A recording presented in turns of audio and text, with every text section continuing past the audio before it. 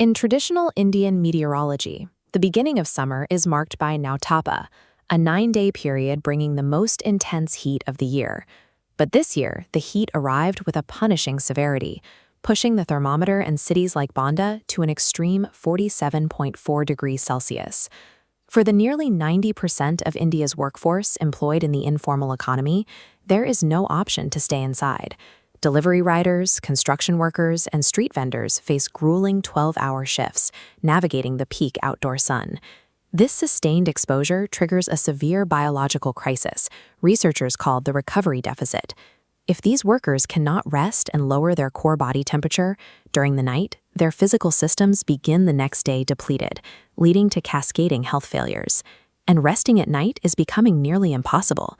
Nighttime temperatures across South Asia are rising faster than daytime ones. Dense concrete cities create an urban heat island effect, physically trapping the daytime heat inside cramped neighborhoods with poor ventilation.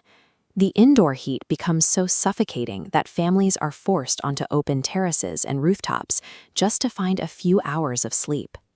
India's escalating heat has reached the level of a systemic public health emergency. Surviving it requires decoding the national meteorological warning systems that track the invisible threat. This graphic illustrates the India Meteorological Department's baseline for declaring a heat wave. It triggers when the temperature crosses 40 degrees Celsius in the plains or jumps 4.5 to 6.4 degrees above normal. That baseline triggers the IMD's first tier, the yellow alert, signaling the public to avoid unnecessary exposure. Meteorologically, this phase is driven by a severe lack of pre-monsoon showers, combined with dry desert winds blowing directly into northern and central India.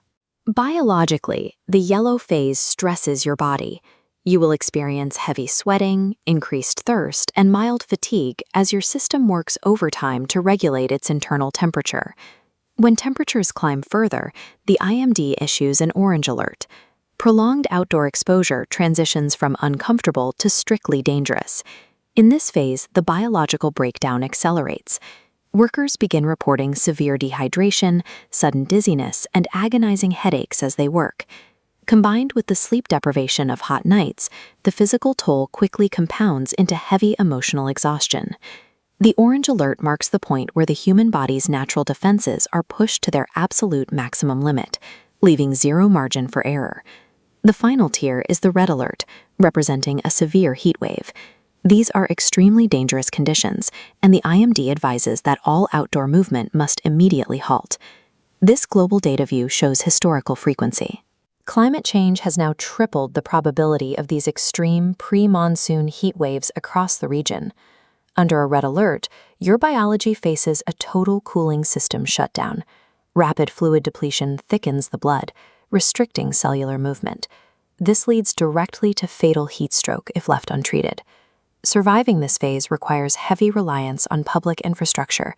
People spend large portions of their wages at public water ATMs to secure safe drinking water. But the infrastructure is also buckling. Record-level cooling demand puts immense pressure on electrical grids, triggering blackouts precisely when electricity is needed most. Red alerts represent the absolute threshold of human endurance. They transform bustling, dense cities into active survival zones. Surviving an Indian summer in the modern era requires a rigorous strategy of active, planned adaptation. The first rule is behavioral. You have to alter your daily schedule. Outdoor work must be rescheduled to strictly avoid any peak afternoon sun exposure. This split-screen animation shows the difference between simple water and electrolyte-enhanced fluids. Drinking water isn't enough.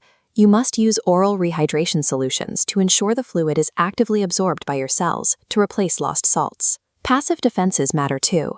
Wear loose, light-colored cotton clothing to allow your skin to breathe, and actively check on infants, the elderly, and anyone with chronic illnesses. But these safety tips assume you have a choice. Millions of street vendors and outdoor laborers cannot simply decide to stay indoors and lose their daily wages. Individuals must use these IMD warnings to navigate the immediate danger.